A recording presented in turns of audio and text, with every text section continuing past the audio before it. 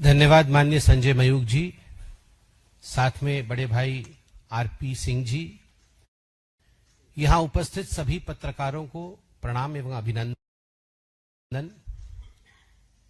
बंधुओं, आप सभी को पता है कि भारतीय जनता पार्टी पे किस प्रकार से विपक्षी दल जो है समय समय पर भ्रांति फैलाने की कोशिश करती है, झूठे आरोप लगाती है। कोई कहता है लोकतंत्र की हत्या हो गई, भारतीय जनता पार्टी लोकतंत्र का साथ नहीं दे रही है, तो कोई यह भ्रांति फैलाता है कि अल्पसंख्यकों के विरोधी है भारतीय जनता पार्टी।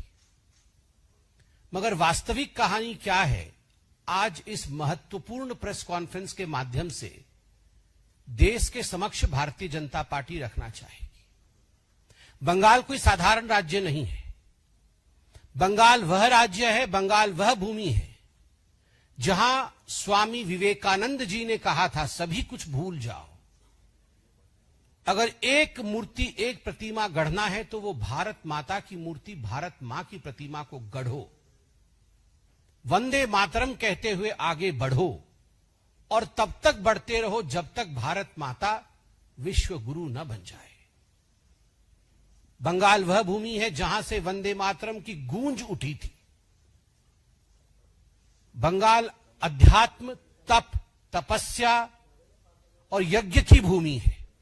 मगर आज बहुत दुख के साथ मुझे कहना पड़ रहा है, उसी तप की भूमि पे ममता बनर्जी जी ने जिस प्रकार के शासन को स्थान दिया है, आज का माहौल बंगाल में बंग भंग जैसी स्थिति ही बनाई हुई है।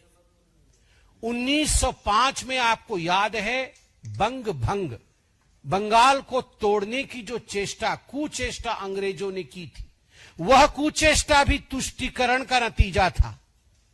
अंग्रेज तुष्टीकरण करना चाहते थे और बंगाल को तोड़ना चाहते थे दो भागों में। और आज ये अतिशयोक्ति नहीं होगी और ये पॉलिटिकली रॉन्ग स्टेटमेंट भी नहीं होगा अगर मैं जोरदार तरीके से कहूं कि तुष्टीकरण के नींव पर ममता बनर्जी की चेष्टा है कि बंगाल को अलग थलग कर दिया जाए। आज कभी कभी तो ऐसा लगता है कि is Bengal a different part of India, is Bengal away from India, क्या बंगाल भारत का हिस्सा है या नहीं। जो भी प्रक्रिया भारतवर्ष में होता है, उन सारी संवैधानिक प्रक्रियाओं पर कुठाराघात करती है ममता बनर्जी और टीएमसी की सरकार बंगाल के अंदर। मैं आज कुछ ऐसे तथ्य रखने वाला हूं और वीडियो के माध्यम से भारतीय जनता पार्टी कुछ ऐसा दिखाने वाली है जो विभत्स है। आप सभी जानते हैं, पूरे देश के कई राज्यों में सिलसिलेवार तरीके से एसआईआर इसकी प्रक्रिया चल रही है। यह प्रक्रिया 2003 में भी हुई थी, इस पर बहुत चर्चा हुई है, सदन के पटल पर भी चर्चा हो चुकी है। एसआईआर बंगाल में भी हो रहा है। उसे रोकने की कोशिश गैर संवैधानिक तरीके से, केवल गैर संवैधानिक तरीके से नहीं, हिंसा के माध्यम से ममता बनर्जी जिस प्रकार से कर रही है, विगत कुछ दिनों में हमने क्या क्या देखा है, मैं आपके सामने वो विवरण रखूंगा। चुनाव अधिकारी जो बीएलओ कहलाता है, चुनाव अधिकारी तक वहां सुरक्षित नहीं है। इतना दबाव उनके ऊपर बनाया जा रहा है कि वो मजबूर हो रहे हैं आत्महत्या करने के लिए। बीडीओ की ऑफिस, ब्लॉक डेवलपमेंट ऑफिसर, उनके ऑफिसर्स के ऊपर, उनके ऑफिसेस के ऊपर इस प्रकार हमला किया जा रहा है मानो वो कोई शत्रु का टेरिटरी हो, as if they were enemy territories. Farakka के अंदर जो मुर्शिदाबाद डिस्ट्रिक्ट में आता है, बीडीओ के दफ्तर के ऊपर हमला हुआ है और जब हमला हो रहा था उस समय टीएमसी के विधायक एमएलए मुनीरुल इस्लाम वहां मौजूद थे। मुनीरुल इस्लाम के मौजूदगी में फरक्का में बीडीओ के ऑफिस पर हमला हुआ। मुनीरुल इस्लाम ने खुलेआम कहा कि यहां राम से पेपर मांगा नहीं जाता, रहीम का पेपर चेक किया जाता है। ममता बनर्जी जी को मैं कहना चाहता हूं, ये राम और रहीम की कहानी नहीं, ये रोहिंग्यान की कहानी है। आप रोहिंग्यान को बचाना चाहते हैं, बांग्लादेशियों को बचाना चाहते हैं। आप बांग्लादेशी घुसपैठी और रोहिंग्याओं की संख्या के आधार पर जीतने का प्रयास कर रही है, मगर याद रखिए ये चेतावनी है भारतवर्ष का। भारत को खंडित करके, बंगाल को खंडित करके आप कभी विजयी नहीं हो पाएंगी और भारत चुप नहीं बैठेगा। और मैं बंगाल से भी कहना चाहता हूं, अगर चैन से सोना है तो जाग जाओ। चैन से सोना है तो हम सबको जागना होगा। अगर हिंदुस्तान को एक रखना होगा तो हमें एक होना होगा। एक हैं तो सेफ हैं। अगर एक हैं तब हम इस लड़ाई को लड़ पाएंगे। एफआईआर हुआ बीडीओ के ऑफिस के ऊपर हमले का, मगर एमएलए का नाम उस एफआईआर में प्रस्तुत नहीं था। क्यों नहीं था ममता बनर्जी? किसको बचाना चाहती हैं आप? मरीरुल इस्लाम ने कहा था मैं कोई एसआईआर को नहीं मानता हूं। आप कौन है नहीं मानने वाले? ये भारत का संविधान है। This is the constitutional authority of India which is conducting the SIR. You as an MLA can not say that मैं एसआईआर को नहीं मानता। एसआईआर के खिलाफ आप आक्रमण करें और आपके खिलाफ एफआईआर भी नहीं हो। केवल फरक्का नहीं, बुधवार के दिन चकुलिया का बीडीओ का ऑफिस जो कि उत्तर दिनाजपुर में आता है, और आप जानते हैं चाहे मुर्शिदाबाद जिला हो चाहे उत्तर दिनाजपुर जिला हो, वहां किस प्रकार से 2011 से 2019 के बीच जनसंख्या परिवर्तन हुआ है, किस प्रकार घुसपैठियों के कारण कहां 70% तो कहीं 50% से अधिक पॉपुलेशन, मुस्लिम पॉपुलेशन की वृद्धि हुई है। यह कोई ऑर्गेनिक वृद्धि नहीं है, ये वृद्धि घुसपैठियों के लिए हुई है। रोहिंग्यान और बांग्लादेशियों की घुसपैठिए से यह आर्टिफिशियल वृद्धि हुई है। उसी उत्तर दिनाजपुर के चकुलिया के बीडीओ के ऑफिस पे सुबह 9:30 बजे 300 लोगों का आक्रमण होता है। 20 लाख की प्रॉपर्टी जला दी जाती है, उसे ध्वस्त कर दिया जाता है। अभी मुर्शिदाबाद में वायलेंस चल रहा है। NH-12 को रोक दिया गया है। सारी रेल सर्विस ठप पड़ी हुई है। क्या भारत का हिस्सा नहीं है? क्या लोग NH-12 पे चल नहीं सकते? ट्रेन जलाई जा रही है तो ममता बनर्जी उसे जस्टिफाई कर रही है। वो कह रही है ये नाराजगी है माइनॉरिटीज की। अभिषेक बनर्जी से पूछा जाता है तो वो कहते हैं नाम कटेगा तो प्रोटेस्ट तो होगा ही। और इतना ही नहीं, आप सब हमारे बंधु हैं। You are the fourth pillar of democracy. If we are a pillar of democracy as the legislature, you are one of the pillars of democracy to uphold the democracy of this country. आपके एक साथी सोमा मैती जो cover करने गई थी इस हिंसा को, उनके ऊपर जिस प्रकार से हमला किया गया है नृशंसता के साथ, with the brutality that she has been attacked, she is hospitalized. 24 घंटा उनका लोकल न्यूज है, उसकी पत्रकार है सोमा मैती। मैं भर्त्सना करता हूं भारतीय जनता पार्टी की तरफ से, किसी पत्रकार के ऊपर अगर इस प्रकार का हमला होता है तो कोई चुप नहीं बैठना चाहिए। मैं आज सभी न्यूज चैनल से कहता हूं, in solidarity we should stand with Soma. She may belong to any news channel, but if a reporter is attacked, today it is she, tomorrow it may be we. इसलिए एक साथ एकजुट होकर अपने फेटर्निटी के साथ खड़े होने का समय मीडिया के लिए भी आ गया है। 150 जादवपुर विधानसभा एक महत्वपूर्ण विधानसभा है, संख्या उसकी 150 है। 150 जादवपुर विधानसभा में बूथ संख्या 110 में जो बीएलओ थे, एक ईमानदार ऑफिसर थे, उनका नाम अशोक दास है, श्री अशोक दास। ईमानदार बीएलओ अधिकारी। क्या गुनाह किया था उन्होंने?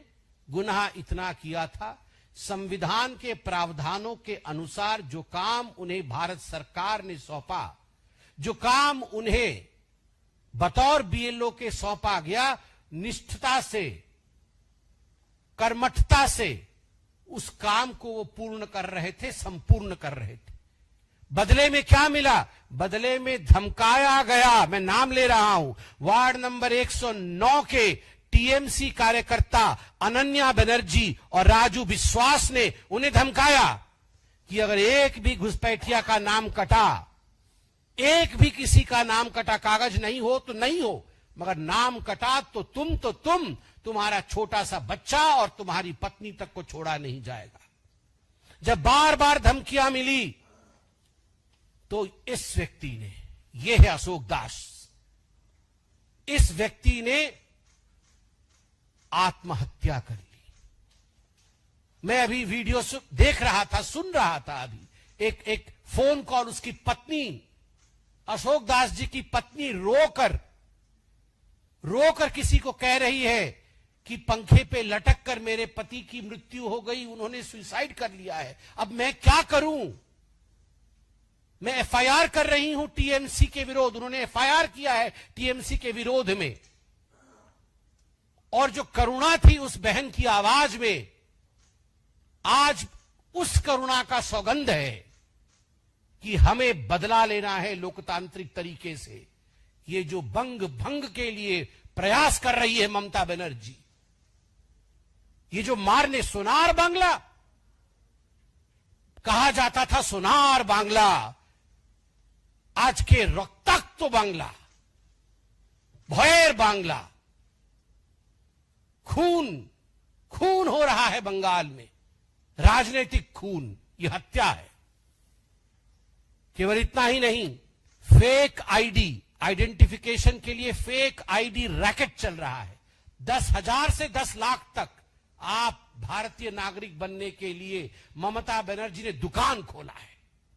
रोहिंग्यान भारतीय बन सकता है, बांग्लादेशी भारतीय बन सकता है, और टीएमसी के एजेंसियों ने दुकान खोला हुआ है। तभी तो ईडी ने जब रेड किया तो दौड़ के खुद ममता बनर्जी जाती है। कभी आपने सुना था कोई मुख्यमंत्री दौड़ के फाइल छीन रही है? कभी आपने देखा था ये इतिहास में? क्यों? करोड़ों रुपए का घपला हो रहा है केवल घुसपैठियों को हिंदुस्तानी बनाने के लिए, और ये हिंदुस्तान सहेगा नहीं।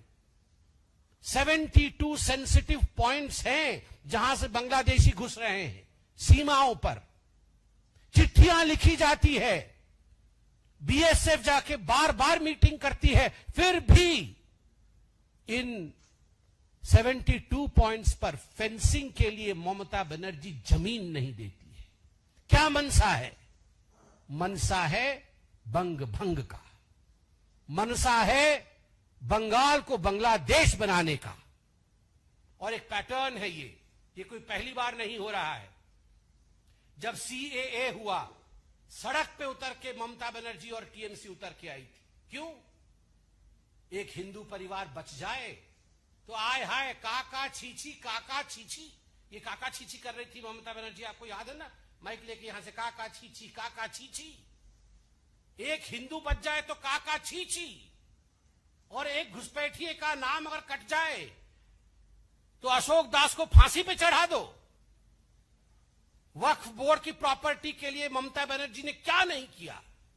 वक्फ बोर्ड की प्रॉपर्टी जो गलत तरीके से हिंदुओं के प्रॉपर्टी को लूटा गया था, उसको बचाने के लिए जब भारत के सदन में चर्चा हुई, जब बिल पारित हुआ, ममता बनर्जी सड़क पे उतरी है। ये जो हिंदुस्तान का अहित वो चाहती है और घुसपैठियों का हित वो चाहती है। आज इसीलिए टीएमसी के लिए 3 शब्दों का प्रयोग किया गया है। टी से तुष्टीकरण, एम से माफिया और सी से क्राइम बाई घुसपैठिया। टी से तुष्टीकरण, एम से माफिया और सी से क्राइम बाई घुसपैठिया।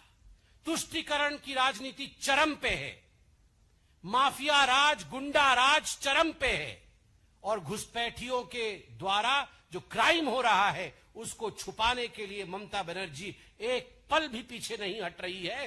ये आज का शीर्षक है। ये है टीएमसी। टी फॉर तुष्टीकरण, एम फॉर माफिया एंड गुंडा राज, सी फॉर क्राइम बाई घुसपैठी। ये है टीएमसी। याद रखिए ममता जी, न तुष्टिकरण रहेगा, ना आपका माफिया राज रहेगा, और ना हम क्राइम होने देंगे बंगाल में। ये तीनों ही नहीं होगा। इसके साथ मैं कुछ तस्वीर दिखाना चाहता हूं आज आपको, और कुछ हमारे तस्वीर यहां भी चलेंगे वीडियो के माध्यम से। जैसा मैंने कहा, ये जो अशोक दास जी का मैंने आपको चित्र दिखाया, बीएलओ थे जादवपुर के। लाइट कम कर सकते हैं ताकि सबको दिखाई दे जी। ये अशोक दास जी है, मैं उनकी सद्गति के लिए प्रार्थना करता हूं। बीएलओ थे जादवपुर के, टीएमसी ने हत्या कर दी इनकी, आत्महत्या करवाई गई इनसे। ये उनका घर है जहां उन्होंने अपने आप को फांसी पे चढ़ाया। सोचिए उनके छोटे से बच्चे और उनकी पत्नी, धर्मपत्नी पर क्या गुजर रहा होगा। अगर यही किसी बीजेपी राज्य में हो गया होता तो अभी तक ममता बनर्जी सड़क पे उतर चुकी होती और न जाने हमें क्या क्या कह चुकी होती, मगर हम भी चुप नहीं बैठेंगे। आप देखिए उसके पश्चात किस प्रकार बीडीओ के ऑफिस में, ये सोमा जी हैं। ये जो आप तस्वीर देख रही हैं, ये सोमा जी की तस्वीर है। ये 24 घंटा जो वहां न्यूज चैनल है, किस प्रकार से सोमा जी जो वायलेंस को कवर करने गई थी, उनको पीटा गया, घुसपैठियों द्वारा पीटा गया, टीएमसी के कार्यकर्ताओं द्वारा पीटा गया, और आज उनका ये हश्र है, वो हॉस्पिटल में है। और भी तस्वीर सोमा माइती जी की है ये। और इसके बाद ये जो आप तस्वीर देख रहे हैं अभी, ये तस्वीर मयूरुल इस्लाम का है, जो फरक्का में जिस समय अटैक हुआ, आप देख सकते हैं। ये मयूरुल इस्लाम, ये फरक्का के एमएलए हैं, और फरक्का के टीएमसी एमएलए जिस समय फरक्का के बीडीओ के ऑफिस पर हमला हुआ, खुद उस समय वे मौजूद थे वहां पर, और उन्होंने कहा कि राम के नाम को काटा नहीं जाता, रहीम के नाम पर पेपर मांगा जाता है।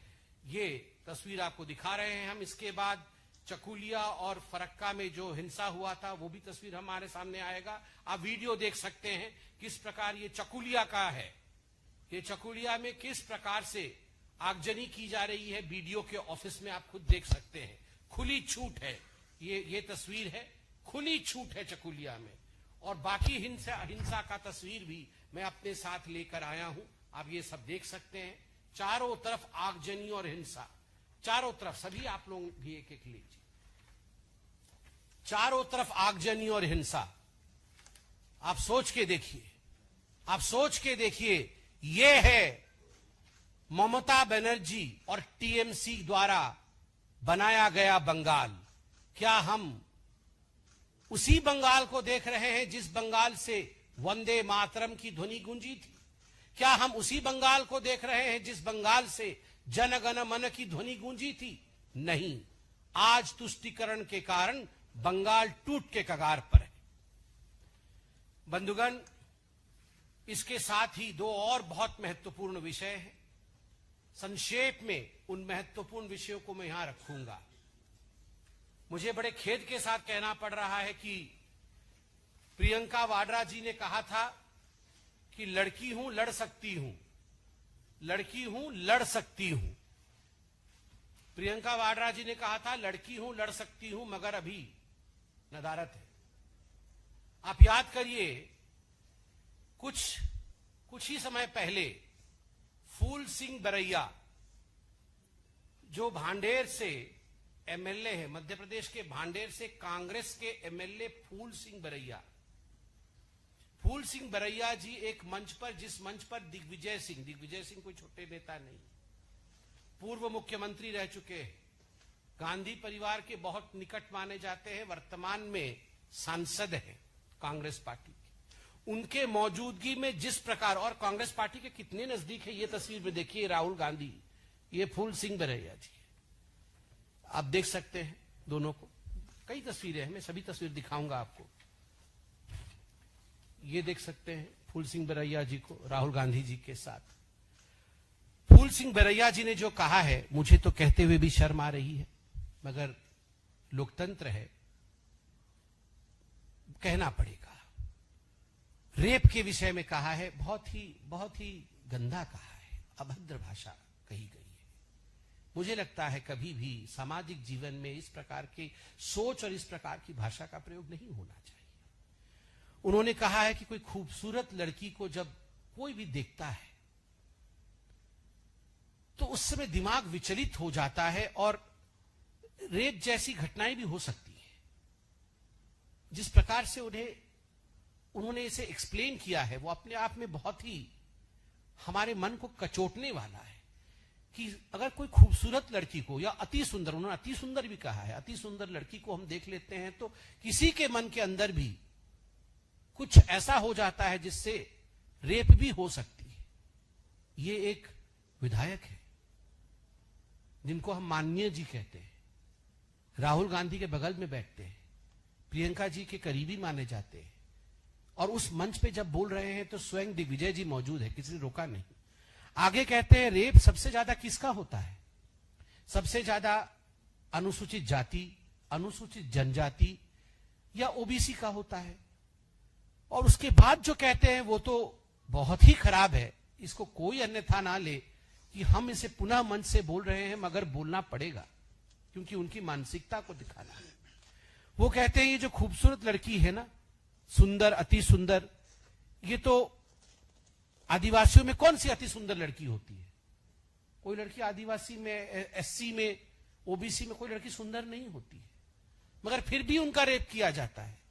क्यों किया जाता है? उनकी छोटी बच्चियों का रेप किया जाता है, 4 महीने का, 8 महीने के बच्ची का। कोई एक आदमी नहीं, 4-5 लोग रेप कर देते हैं। क्यों?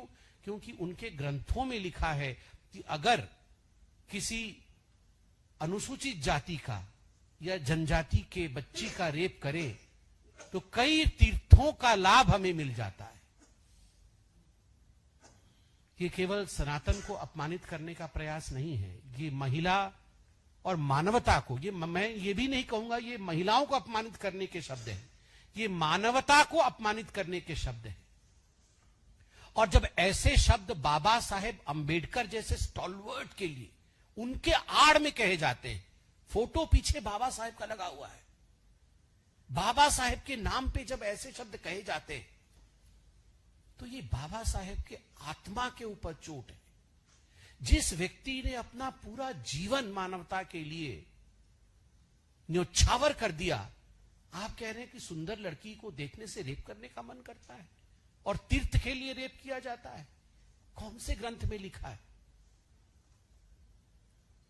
मैं वेट करता हूं, आशा है मुझे, राहुल गांधी जी से तो कोई आशा नहीं है क्योंकि वो नाकाम है, मगर प्रियंका वाड्रा जी जो कहती थी लड़की हूं, लड़ सकती हूं, मैं आशा करता हूं शाम तक वो वक्तव्य देंगी। शाम तक वो अपनी माताश्री के पास जाके कहेंगी कि भरैया जी को पार्टी से बर्खास्त किया जाए। और अंततोगत्वा केजरीवाल तो केजरीवाल हैं ही, वो कभी सुधर नहीं सकते हैं।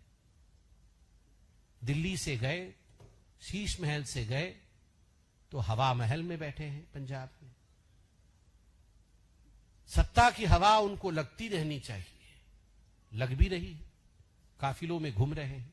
किसी ने अगर खिलाफ में लिख दिया, पंजाब केसरी ने उनके खिलाफ लिख दिया, आधी रात को पंजाब केसरी के ऊपर आक्रमण, पंजाब केसरी के ऊपर, उनके दफ्तर के ऊपर रेड करना, बिजली काट देना। मुझे तो वो कहानी इंदिरा गांधी जी की याद आ गई जब इमरजेंसी प्रोक्लेम हुआ था। यहां इंडियन एक्सप्रेस का दफ्तर और टाइम्स ऑफ इंडिया की जो दफ्तर है, एक लाइन से सारे दफ्तरों में बिजली काट दी गई थी ताकि वो खबर न छपे अगले दिन। बिल्कुल उसी प्रकार से केजरीवाल जी ने, और केजरीवाल जी के कहने पर भगवंत मान जी का ये आइडिया नहीं होगा, ये सब करने वाले केजरीवाल है। केजरीवाल जी ने जो पंजाब केसरी के साथ किया है, यह लोकतंत्र के विरोध है, विरोध में उठाया गया कदम है। और मुझे लगता है आज सभी पत्रकारों को इस विषय पर एक होकर, आज उनकी बारी है, कल हमारी भी बारी हो सकती है, इसलिए इसके विरोध भी कड़ा प्रदर्शन करना चाहिए। धन्यवाद बंधुओं, कोई प्रश्न हो तो अवश्य पूछिए। मेरा सवाल है कि जिस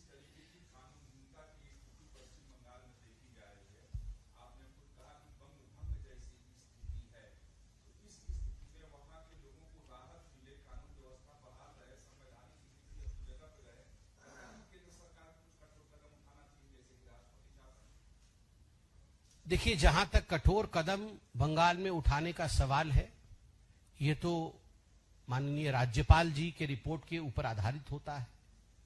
मैं उनके ऑफिस के ऊपर कमेंट नहीं करना चाहूंगा कि वो क्या रिपोर्ट देते हैं, क्या स्थिति है। मगर मैं इतना जरूर कहना चाहूंगा कि बंगाल में जिस प्रकार का लॉलेसनेस देखा जा रहा है, जिस प्रकार की चुनौती कानून को देखा जा रहा है, कानून के खिलाफ देखी जा रही है, कठोर कदम तो उठाने पड़ेंगे।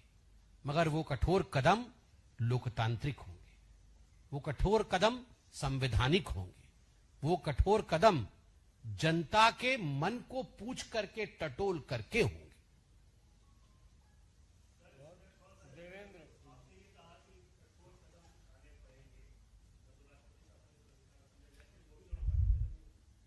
देखिए, मैंने कहा कठोर कदम, कोर्ट में जाकर ईडी के रेड को लेकर अच्छे से जेरा करना और वहां पर पर्दाफाश करना, ममता बनर्जी जी का पर्दाफाश करना, और then she would be reprimanded by the court, यह भी तो कठोर कदम है।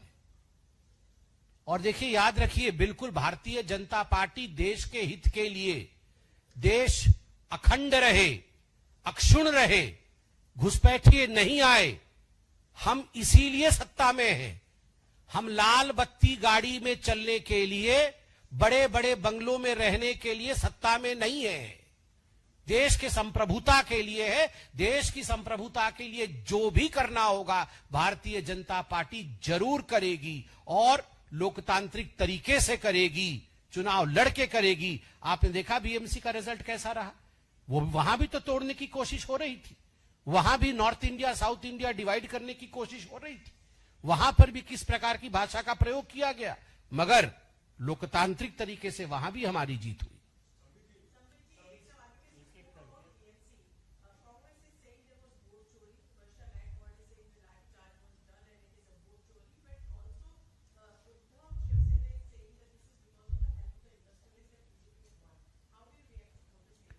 देखिए, एक बात फुल एंड फाइनल आज हो ही जाए, ये रोज रोज वोट चोरी राहुल गांधी कहते रहते हैं, उनको जाके कह दीजिएगा कि ये वोट चोरी नहीं, ये काम चोरी है उनकी। जो कामचोर होता है ना और काम नहीं करता है, उसका हश्र यही होता है। वोट चोरी नहीं, कांग्रेस की काम चोरी है, जो आज कांग्रेस का ये हश्र हुआ है। और आगे आप देखते जाइए, ये तो शुरुआत है, नामो निशान कांग्रेस का नहीं रहेगा। एसी बंगलों में बैठ करके ये सोचते हैं केवल सर्दी में व्हाइट टी शर्ट पहन के घूमने से प्राइम मिनिस्टर बन जाएंगे, ऐसे नहीं होता है। देखिए हमारे नेताओं को, अभी प्रधानमंत्री बंगाल में है, अभी आसाम पहुंच जाएंगे, एक दिन में 5-5 राज्य प्रधानमंत्री जा रहे हैं। देखिए हमारे अध्यक्ष जी को, देखिए हमारे सारे मंत्रियों को, कौन बैठा है, कोई चैन की सांस ले रहा है? 24 घंटे काम में लगे हुए हैं। ये सब वेकेशन में चले जाते हैं, वेकेशन से आके वोट चोरी करते रहते हैं। किस पे? शरणार्थी।